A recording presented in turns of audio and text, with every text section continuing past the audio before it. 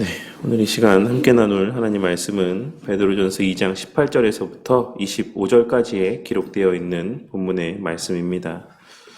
우리는 지난 시간에 함께 나눈 말씀을 통하여서 우리 그리스도인들은 이 세상에 존재하는 모든 제도 아래에서 허용된 권세들을 존중할 수 있어야지만 되고, 이 세상의 모든 사람들을 또한 공경할 수 있어야지만 된다라는 사실을 함께 생각해 보았습니다.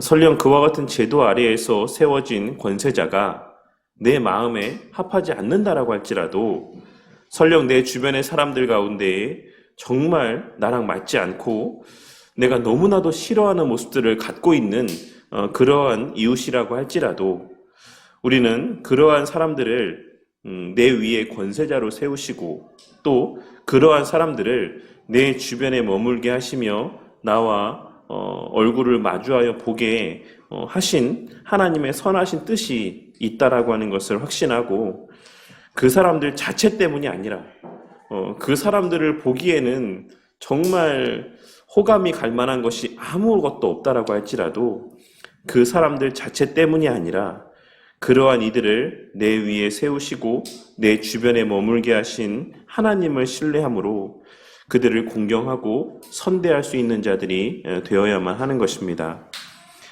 그리고 우리가 지난 시간에 함께 나눈 내용들 가운데 웨스트민스터 신앙고백서의 내용을 인용하여서 특별한 경우에는 국가의 어떤 권위 가운데 우리가 대응할 수도 있다라고 하는 내용들을 함께 나누긴 했지만, 우리는 우리가 살펴보고 있는 이 베드로 전서의 내용이나 또 바울 사도의 서신서의 내용의 전체의 문맥을 통하여서 그럴 수 있는 자유가 있음에도 불구하고 그러한 악한 통치 가운데에도 순응하는 것이 그리스도인으로서의 더욱 덕스러운 모습이라고 하는 사실을 발견할 수 있어야지만 될 것입니다.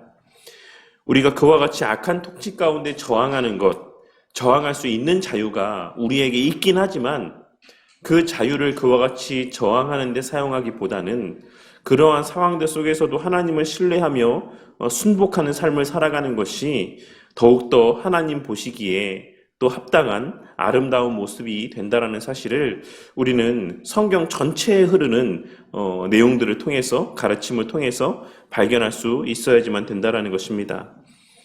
왜냐하면 16절에 기록된 말씀에서와 같이 우리가 우리 위에 세워진 권위에 대해서 불만을 가지고 반감을 갖게 되는 경우의 대부분은 실제로는 어떤 큰 대의를 위해 서거나 혹은 하나님의 뜻이나 하나님의 공의와 관계된 이유에서라기보다는 내 개인적인 감정이나 유익이 결부되어 있는 경우가 너무나도 많이 있기 때문에 그렇습니다. 우리가 어떤 위정자들에 대해서 불평과 불만을 쏟아내거나 내 주변에 있는 사람들에 대하여서 불평과 불만들을 쏟아낼 때에 우리는 겉으로는 하나님의 영광이라고 하는, 혹은 하나님의 공의라고 하는 어떤 그럴듯한 꺼리들을 이야기하면서 자신의 처지를 합리화하는 경우들이 많이 있지만, 실상 우리의 그 속마음을 깊숙이 들여다보면 내가 손해보기 싫고, 혹은 내가 더 많은 유익을 누리기 위해, 혹은 내가 덜 인정받아서이거나 혹은 더 인정받고 싶은 마음에서, 이와 같이 여러 자신과 관계된 이유에서 그런 불만과 불평들이 솟아나게 되는 경우들을 보게 될 때가 정말로 많이 있다라는 것입니다. 이는 좀 민감한 내용이니까 이만큼 말씀을 드렸으면 아마 각자의 스스로의 경험에 비추어서 이 말이 어떤 의미인지 충분히 이해하실 거라고 생각을 합니다. 우리가 세상을 향해서 우리의 불만들을 토로하고 그 잘못된 것들을 들춰내며 어떤 의로운 척 이야기들을 내뱉을 때 우리의 겉으로 비춰지는 모습은 정말 대의를 위한 것처럼 보여질 때가 많이 있겠지만, 실제로 그 마음속의 깊은 곳에는 나의 개인적인 감정 혹은 나의 개인적인 유익이 그 깊숙한 내면 가운데 자리하고 있을 때가 많이 있다라는 것입니다. 우리는 계속하여 함께 살펴보고 있는 이 말씀의 내용들을 통하여서 하나님께서는 우리의 어떠한 모습을 더 바라시는지, 또한 세워진 권위자에 저항하고 대항하는 모습을 더 원하시는지, 아니면 불의함 속에서도 묵묵히 그 세우신 권위에 순종하며 그 서 있는 자리에서 그리스도인으로서의 합당한 삶을 살기 위해 애쓰는 모습을 더 원하시는지를 깊이 묵상하고, 또한 내 불평과 불만의 궁극의 이유가 과연 무엇 때문인지를 신중하게 점검해보는 저와 우리 모두가 되므로 우리에게 허락된 자유를 우리의 악을 가리는 데 오용하거나 혹은 더 나아가 악을 행하는 데 악용하는 자들이 되지 않기를 바랍니다. 그러한 지난 시간에 나눈 말씀에 이어지는 오늘 말씀의 내용은 이제 그 순종의 범위를 조금 더 우리 삶에서의 직접적인 영역으로 좁혀서 적용하고 있는 말씀의 내용이라고 할 수 있습니다. 오늘 말씀에서 우리가 유의해서 볼 것은 오늘 말씀이 골로새서 3장 22절에서 4장 1절까지에 기록된 내용과 너무나도 유사한 내용을 담고 있는 말씀임에도 불구하고 이 두 서신서 사이에는 결정적인 차이가 존재한다는 것입니다. 그러니까 오늘 말씀의 내용과 골로새서 3장 22절에서부터 4장 1절까지의 내용이 너무나도 판박이와 같이 이렇게 유사하게 기록이 되어 있습니다. 그런데 그런 유사함 속에 결정적인 차이가 존재한다라고 하는 것을 우리가 유념하고 이 말씀의 내용들을 살펴볼 수 있어야지만 된다라는 것입니다. 그리고 그것은 바로 주인에 대한 권면의 내용이 등장하지 않는다라는 것입니다. 골로새서에는 주인된 자들이 그 종된 자들에게 지켜야 되는 어떤 원리에 대해서도 언급을 하고 있는 반면에 이 베드로전서의 내용 가운데서는 오직 그 종된 자들에게 대한 권면의 메시지들만이 담겨져 있다라는 것입니다. 그렇다면 이 베드로전서에는 주인들에 대한 권면이 왜 언급되어지고 있지 않겠습니까? 그리고 이 베드로전서에 그 주인들에 대한 권면이 언급되고 있지 않다라고 하는 사실은 무엇을 의미하는 것이겠습니까? 그것은 이 베드로전서를 수신하는 당사자들 대부분이 가정에 속한 하인들이었을 것이다라고 하는 사실을 짐작할 수 있게 해준다라고 할 수 있습니다. 골로새서를 수신했던 자들 가운데는 주인된 자들도 있었고 종된 자들도 있었겠지만 이 베드로 전서를 수신하는 자들은 대부분이 종으로서의 삶을 살아가는 자들밖에 없었을 것이다라고 하는 사실을 우리가 이러한 내용을 통해서 유추해 볼 수가 있다라는 것입니다. 그리고 어떤 면에서 이 베드로전서의 수신자들이 처한 상황은 부모를 공경하라는 십계명의 말씀의 내용을 다룰 때 함께 나누었던 내용에서와 같이 오늘날 성도들 가운데 상당수가 직장 생활을 하고 있는 상황과 유사한 상황이라고 할 수가 있습니다. 그렇기에 오늘날 이 말씀은 이 시대를 살아가는 수많은 직장인 그리스도인들에게 시사하는 바가 많은 말씀이라고 할 수가 있는 것입니다. 우리는 십계명의 말씀을 함께 나누면서 하나님께서 말씀하고 있으신 부모의 범주 가운데는 우리 육신의 부모뿐만 아니라 나라의 위정자를 비롯하여서 우리의 생계를 위해서 우리 위에 세우신 직장의 사장이나 직장의 상사들도 포함된다라고 하는 사실을 함께 나눈 바 있습니다. 그러니 오늘 말씀에서의 베드로 사도의 이 권면의 말씀은 노예제도가 사라진 오늘날 이 시대에는 아무런 의미가 없는 말씀이 아니라 오늘날 종이라고 하는 제도가 존재하지 않는 이 시대 가운데는 아무 의미가 없는 말씀의 내용이 아니라 오늘날에도 여전히 우리 위에 세우신 권위가 존재하는 이 시대 가운데 특별히 우리의 직장 생활 가운데 우리에게 너무나도 실제적이고 직접적으로 적용되어져야지만 되는 마땅한 권면의 말씀인 것을 우리는 반드시 깨닫는 가운데 이 말씀의 내용들을 살필 수 있어야지만 되는 것입니다. 그렇다면 베드로 사도는 오늘 말씀에서 나라에 세우신 위정자들이나 이웃에 대한 말씀에 이어서 우리가 속한 직장이나 공동체 안에서의 우리의 부모와 같은 권위를 지닌 자들에게 어떻게 대할 것을 말씀하고 있습니까? 우리가 함께 봉독한 바와 같이 베드로 사도는 순종할 것을 말씀을 하고 있습니다. 그 가운데 우리가 오늘 말씀에서 함께 생각해 볼 두 가지의 사실은 첫째로는 선하고 관용하는 자들에게만이 아니라 까다로운 자들에게도 그리하라고 말씀하고 있다라는 사실이고, 둘째로는 범사에 두려워함으로 순종하라고 말씀하고 있다라는 사실입니다. 오늘 본문 18절에 기록된 까다로운이라고 번역된 표현의 원형이 되는 표현은 누가복음 3장 5절에서 굽은 것이 고다지고 라고 번역되어 있는 표현 가운데 굽다라고 번역된 표현과 같은 의미의 표현입니다. 그러니 까다롭다라는 표현의 1차적인 뜻은, 그러니까 가장 기본적인 뜻은 굽어 있다라는 뜻인데, 이 표현이 비유적으로 사용되어질 때에는, 그러니까 예를 들자면 저 사람은 많이 굽어 있는 사람이야, 저 사람은 좀 많이 굽었어 라고 이런 식으로 비유적으로 사용될 때에는 주로 패역한 사람, 공정치 못한 사람, 혹은 심술궂은 사람이라는 의미로 사용되는 표현이었습니다. 그리고 이와 동일한 표현이 사도행전 2장 40절과 빌립보서 2장 15절에도 사용이 되었는데, 각각 거기서는 패역한 혹은 어그러진 이라는 의미로 번역이 되고 있는 것을 확인할 수가 있습니다. 그러니 이는 단순히 어떤 그 사람의 비위를 좀 맞추기가 까다로운, 좀 까탈스러운 이런 사람을 의미하는 표현이 아니라 정직하지 못하고 진실되지 않은 사람을 의미하는 표현으로서 상황에 따라서 자신에게 유리하도록 수시로 말을 바꾸며 약자에게는 강하고 강자에게는 약한 모습을 나타내 보이는 아주 비겁하고 야비하며 교활하고 악한 자들을 의미하는 표현이라고 할 수가 있는 것입니다. 그리고 우리는 베드로 사도가 이와 같은 극치의 부정적인 표현을 왜 사용하고 있는지 그 의도를 발견해낼 수 있어야지만 될 것입니다. 그것은 이후에 언급되고 있는 예수님의 예를 통해서 알 수가 있는 것처럼 예수님을 핍박하고 예수님을 죽였던 사람들이 바로 그러한 사람들이었기 때문에 그렇습니다.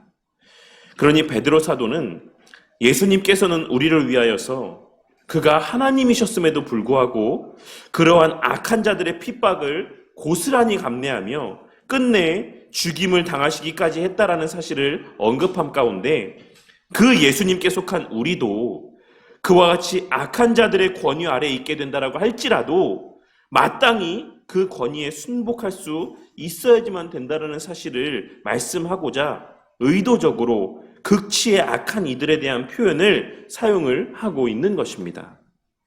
베드로 사도는 21절 이하에 기록된 말씀을 통해 예수님께서 그와 같이 행하신 이유는 우리에게 본을 끼쳐 그 자취를 따라오게 하려 하신 것이다라고 말씀하고 있습니다. 물론 예수님의 그 행하심 자체가 우리의 구원을 위한 행위이기도 하지만 그와 동시에 예수님께서 그와 같이 행하신 데에는 우리에게 본이 되게 하시기 위한 의도에서의 어떤 행위이시기도 함을 베드로 사도는 말씀하고 있는 것입니다. 그리고 이는 베드로 사도가 한 말이긴 하지만 하나님께서 하고 있으신 말씀입니다. 하나님께서는 베드로 사도를 통해 이를 위하여 너희가 부르심을 받았다라고까지 말씀을 하고 있으신 것입니다. 이 사실을 깨닫고 명심함 가운데 살아가는 저와 우리 모두가 되기를 바랍니다. 우리는 다 하나님의 영광을 드러내는 삶을 살기를 원하는 사람들입니다. 오늘날 이 시대를 살아가는 우리 모두는 다 남을 부리는 입장에서 남들 위에 서서 하나님의 영광을 드러내는 그러한 삶을 살기를 원하는 자들입니다. 하지만 오늘 말씀에서 베드로 사도는 이 편지를 읽고 있는 당사자들을 향하여서 하나님의 영광이라고 하는 것은 무엇을 통해 드러나는 것이다라고 말씀을 하고 있는 것입니까? 그것은 악한 종이라고 할지라도, 악한 주인이라고 할지라도 그 주인의 통치와 권위를 인정하며 그 안에서의 순복하는 삶을 살아가는 것, 그것이 하나님의 영광을 드러내는 삶이다. 그러한 삶이 하나님께서 아름답게 보시는 삶이다 라고 하는 것을 말씀을 하고 있는 것입니다. 우리는 오늘 말씀에서의 이러한 내용들을 너무나도 익숙하게 잘 알고 있지 않습니까? 너에게 잘해주는 사람에게만 잘해주는 것이 무슨 의미가 있느냐? 너희가 그리고 마땅히 당해야 될 고난을 받는 것이 무슨 의미가 있느냐? 너희가 받지 않아도 되는 고난을 받게 될 때, 그것을 기쁨으로 감내하며 기꺼이 감내하는 모습을 나타내 보일 때, 그것이 하나님께 기쁨이 되는 것이다. 너희들이 도저히 사랑할 수 없는 그러한 사람들을 진심으로 사랑하게 될 때, 그것이 하나님께서 기뻐하시는 모습이 되는 것이다. 우리는 이 말씀을 성경 말씀 가운데서 얼마나 자주 접하고 많이 접하는 가운데 있습니까? 하지만 그럼에도 불구하고 우리는 우리 주변에 거하는 수많은 이들을 대할 때 어떤 때는 정말 그 사람을 미워할 것을 찾기 위해서 사는 사람인 것처럼 비춰지는 모습을 보게 될 때도 있습니다. 그 사람이 딱히 나에게 어떤 잘못을 행하지 않았음에도 불구하고 이런저런 그 사람의 부정적인 모습들을 보며 그것을 들춰내며 그 사람을 더욱더 악하게 여기며 부정적으로 인식하는 우리의 모습을 발견하게 될 때가 있다라는 것입니다.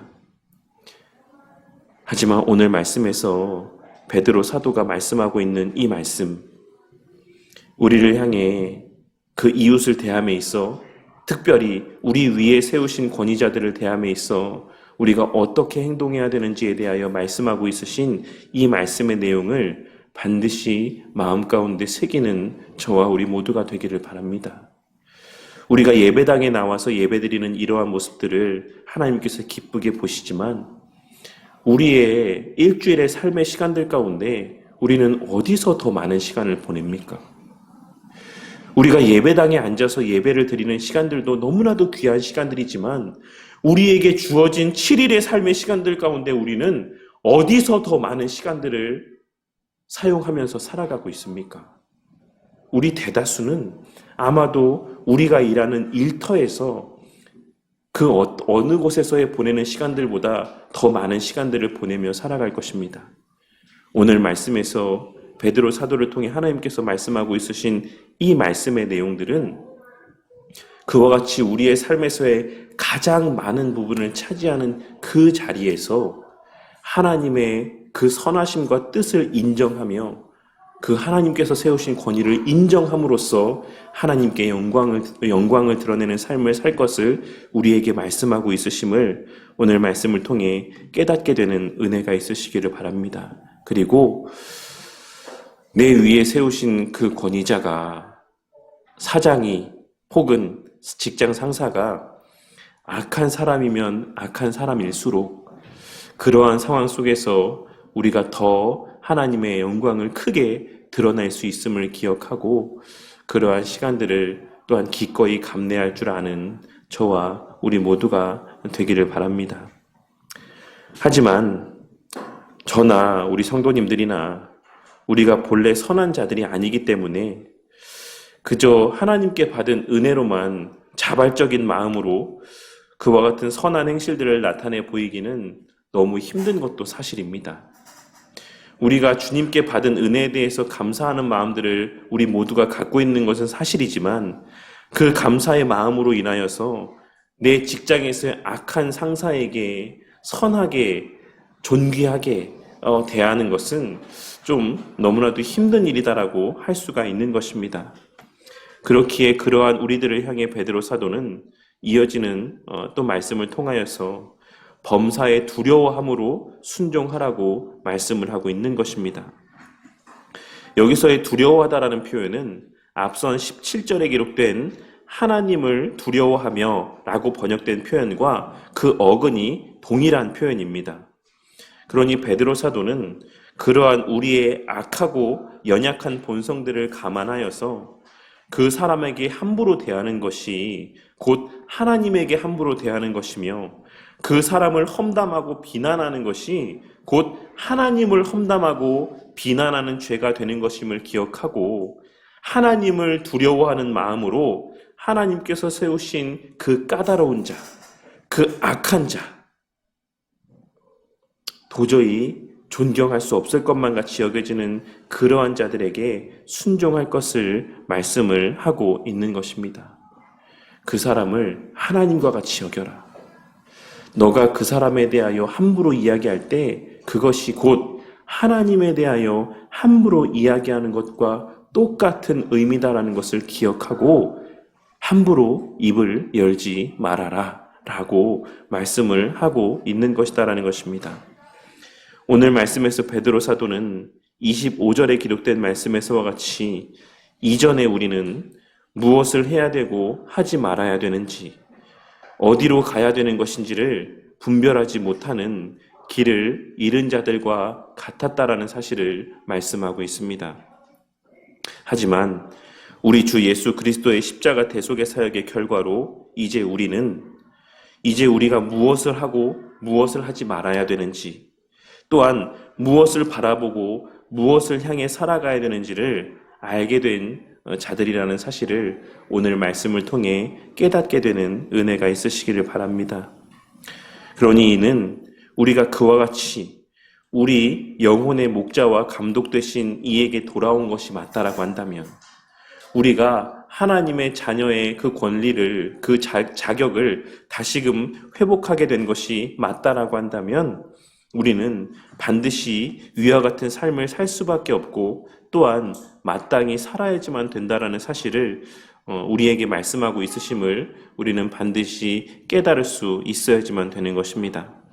그리고 무엇보다 오늘 말씀에서 베드로 사도는 우리 예수님을 가리켜 목자일 뿐만 아니라 감독이 되시는 분이다라고 말씀하고 있음을 또한 유의하여서 살필 줄 아는 저와 우리 모두가 되기를 바랍니다. 우리 하나님은 우리가 악한 주권자 밑에서 힘겹게 수고할 때 그러한 우리를 돌보시는 목자이시기도 하지만, 우리가 정말로 악한 권세자들을 아래에서 정말 힘겨워하고 정말로 고통스러워할 때 그러한 우리를 돌보시는 목자이시기도 하지만, 우리가 그와 같은 악한 주권자들의 권위를 인정하지 않고 남들이 보지 않는 자리에서 불평하고 험담하며 비난하는 우리를 감찰하시기도 하는 감독자이시기도 함을 우리는 베드로 사도의 예수님에 대한 표현을 통해 발견할 수 있어야지만 되는 것입니다. 나는 아무도 보지 않는 자리에서 불평을 했다라고 할지라도, 나는 그 사람이 보지 않는, 듣지 않는 자리에서 그 사람에 대한 원망을 쏟아냈다라고 할지라도, 그 홀로 있는 그 자리에서의 그 사람을 향한 불평과 원망까지도 우리 주님께서는 다 감찰하고 계심을 기억하고 늘 그 입술 가운데 하나님의 권위에 대한 인정함과 감사와 때로는 그 너무나도 힘겨운 상황 속에서의 하나님의 도우심의 은혜만을 간구하는 저와 우리 모두가 되어야만 하는 것입니다.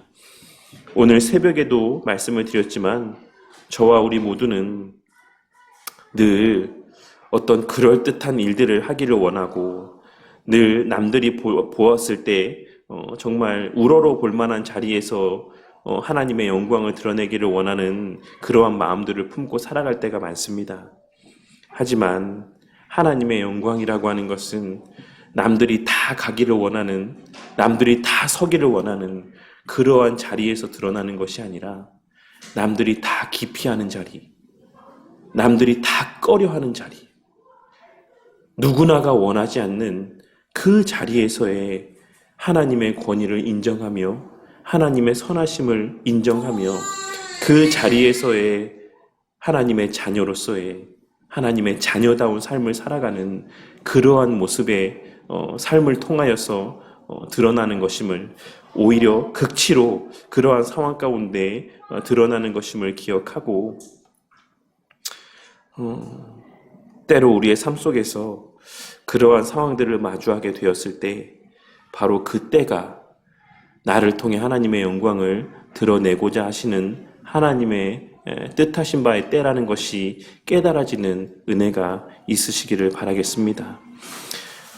하나님께서는 우리에게 바로 그러한 모습을 나타내 보이게 하시기 위해 예수님으로 하여금 그러한 고난들을 겪게 하시고 또한 여러 비참한 상황들을 겪게 하셨다라는 사실을 깨닫고, 그 본을 따라